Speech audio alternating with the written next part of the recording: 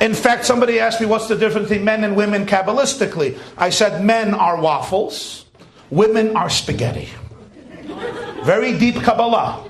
Did you ever eat a waffle? Waffles, every waffle is self-contained. It has 4 walls around it. When you pour the maple syrup into the waffle, you make sure it doesn't go over the wall and stays within the square of the waffle. That's men. Women are spaghetti. There's no one piece of spaghetti. Every strand of pasta is intertwined and interconnected with hundreds of other pieces of pasta. Our brain is compartmentalized in hundreds of filing cabinets. We men have a filing cabinet called the car, the house, the wife, the mother-in-law, the children, the job, the therapist. Everything has a separate filing cabinet. And when we have to pay a bill, we open up that filing cabinet. We make sure it doesn't touch any other file. We take out the paper. Usually we don't do anything. We put it back quietly. We close the drawer and we make sure nothing else gets disturbed. And in the middle of our brain, we have a huge filing cabinet, the biggest one with a big sign, and it says on it, nothing. And we love hanging out in that space. In fact, most of us men, if we wouldn't have to make a living, we would hang out in that filing cabinet called nothing. So when you ask your husband, what are you feeling? And he looks at you and he says, nothing. And there's no answer that drives women as crazy as the answer, nothing. They can't believe it. They think you have another relationship with somebody else. They think you are hiding everything. No, women, we feel nothing.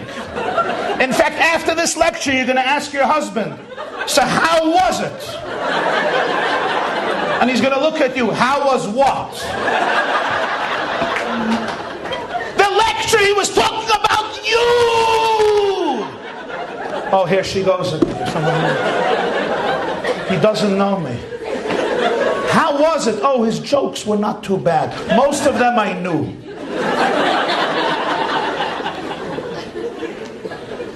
By a woman, there's no nothing. Her brain is like the World Wide Web.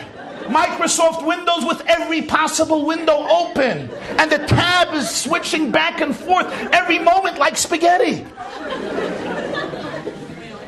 And the traffic of the World Wide Web, there are hundreds of millions of neurons consciously interacting at every single moment. And he's like clueless. Which is why you'll see the following scene. He comes on one night and he decides tonight he's going to be a good husband. So after dinner you sit down with him on the couch and he looks you in the eyes and he says, honey, do you want to share with me how your day was? You're like, wow, what a guy. He's been listening to Rabbi YY's lectures. He's been working on himself.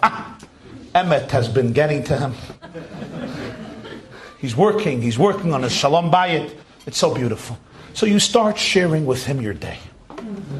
And of course you begin with the fact that the cleaner's ruined a $600 dress. And he opens up the filing cabinet called cleaners.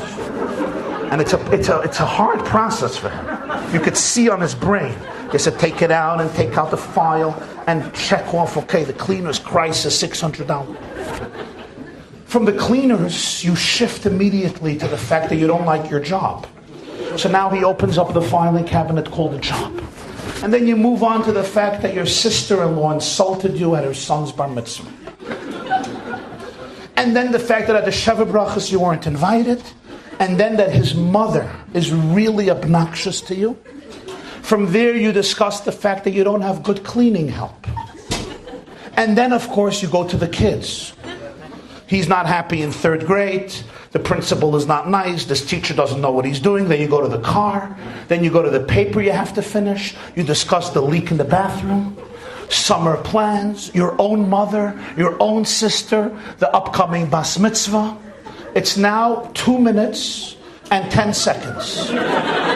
You have already explored 48 topics, and this is what he's doing. He's opening and closing filing cabinets. He went from the cleaners to the bathroom, to the cleaning lady, to your mother, to your sister-in-law, to the bar mitzvah, to the bas mitzvah, to the chuppah, to your job, to your paper, to your car, to the swimming pool, to the summer, to the camp, to the crisis in school.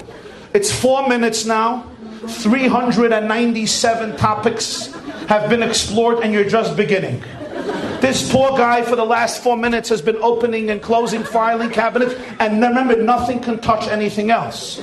So he takes it out. It's mamish a very, very heavy game. Now after 4 minutes, as you're about to begin topic 400, he is about to go crazy.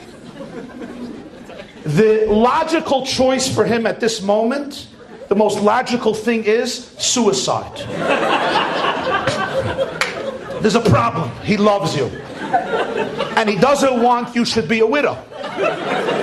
So that's not an option. So he does the second to the best option under these trying circumstances. And that is, he falls asleep. And within 20 seconds, he's snoring on the top of his lungs. And you're stone-faced. You were just having this whole romantic experience, and this guy just fell asleep on you. You are so hurt. Little do you know that the snoring is an expression of his deepest love. Because the only other option was for him to shoot himself in his head. And the only reason he didn't is because he loves you so much. So if you could look at the snoring and say, what a special man. The love of my life. My dearest partner. Ah! You're good. You've just experienced another Torah class brought to you by TorahAnytime.com.